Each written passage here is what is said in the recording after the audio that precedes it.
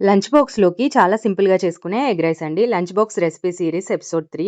Egg rice కోసం ఒక 2 ఎగ్స్‌ని మంచిగా బీట్ చేసుకోవాలి. ఇందులో కొద్దిగా కారం, కొంచెం సాల్ట్ వేసుకొని, ఇవి 2 ఎగ్స్‌తో కలిసేలా మంచిగా మళ్ళీ ఒకసారి బీట్ చేసుకొని, ఒక గిన్నెలో కొద్దిగా ఆయిల్ యాడ్ చేసుకొని, ఇందాక బీట్ చేసి పెట్టుకున్న ఎగ్ మిక్చర్‌ని ఇందులో వేసి, మూత పెట్టి మంచిగా లో ఫ్లేమ్‌లో ఉడకనివ్వాలి.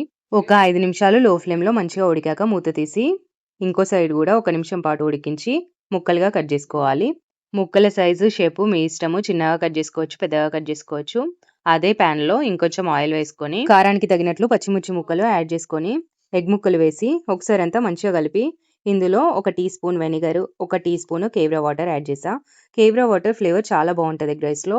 మీ దగ్గర కేవ్రా వాటర్ లేకపోతే 2 టీ స్పూన్స్ వెనిగర్ యాడ్ చేయండి. అంతా ఒకసారి మంచిగా కలిపి ఇద్దరికి సరిపడా రైస్ యాడ్ చేస్తున్నాను. రుచికి సరిపడా సాల్ట్ కూడా యాడ్ చేసి, కొద్దిగా కారం కూడా యాడ్ చేసి, సన్నగా కట్ చేసుకున్న కొత్తిమీరని ఒక గుప్పెడు యాడ్ చేశాను.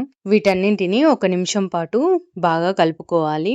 సింపుల్‌గా తక్కువ ఇంగ్రీడియెంట్స్‌తో చేసే ఈ ఎగ్ రైస్ ఒకసారి చేస్తే పిల్లలు మళ్ళీ మళ్ళీ కావాలని అడుగుతారు. ఈ రోజే ట్రై చేసి చూడండి.